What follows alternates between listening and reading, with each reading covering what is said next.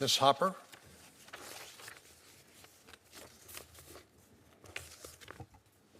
Chairman Cornyn, Ranking Member Padilla, and the distinguished committee members, thank you for the opportunity to testify.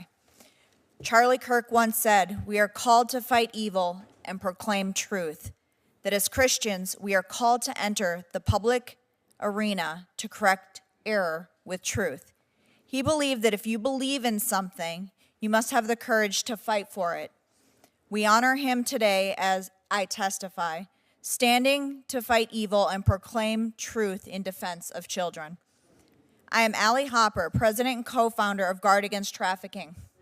I testified before Congress in November 2024 and July 2025 on child exploitation at the border and NGO negligence. As a Hispanic mother, I cannot imagine the trauma these children have endured.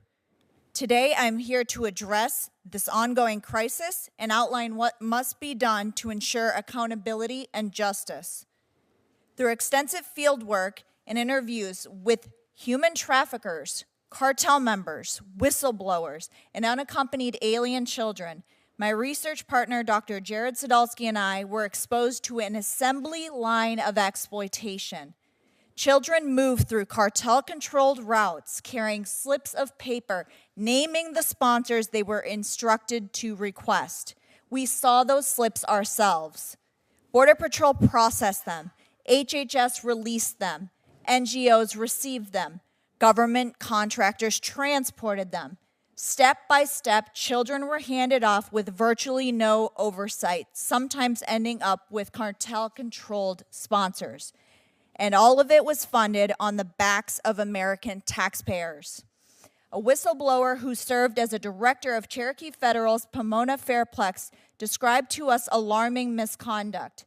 Delayed background checks allowed a registered sex offender to access children. A gang member using a false identity was assigned to place children with sponsors.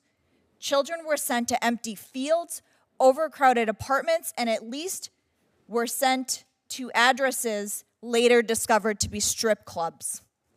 Hundreds were routinely miscounted. Several 13 to 17-year-old girls were taken off-site to an abortion clinic without his knowledge or authorization.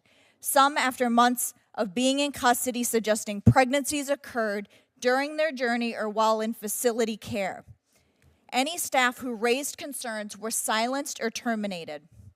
Failures extended to NGOs and contractors transporting the children. The Association for the Recovery of Children documented multiple ORR violations while observing a charter flight of migrant children that arrived in Tennessee. Joey, a former MVM site supervisor, reported staff raising concerns about children crying and not knowing their sponsors. When he questioned the screening process, he was told to stay in his lane, while upper management reportedly said, "We are going to have to start flying some of these kids overseas. There aren't enough sponsors, and we need to get them out of here." But transportation was only part of the problem. Once children were placed, oversight disappeared. Post-placement welfare frequently failed, leaving over 300,000 children unaccounted for. Recently, we discovered roughly 117 children were trafficked to a Midwest farm, some arriving at schools with STDs or pregnant. Our intervention has triggered a criminal investigation.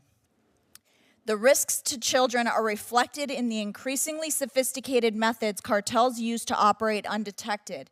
A former trafficker we interviewed explained that while smuggling fees have doubled, operations have largely shifted underground, waiting until this administration's term ends. Cartels now rely on elaborate tunnels, some running beneath the Rio Grande River, designed and built by migrants with specialized engineering skills who were coerced into cartel ranks. Cartels are also expanding beyond sexual exploitation, forced labor, and organ harvesting into the trafficking of newborns. NGOs in Mexico have facilitated transfers, providing false papers and concealing the circumstances of the adoption.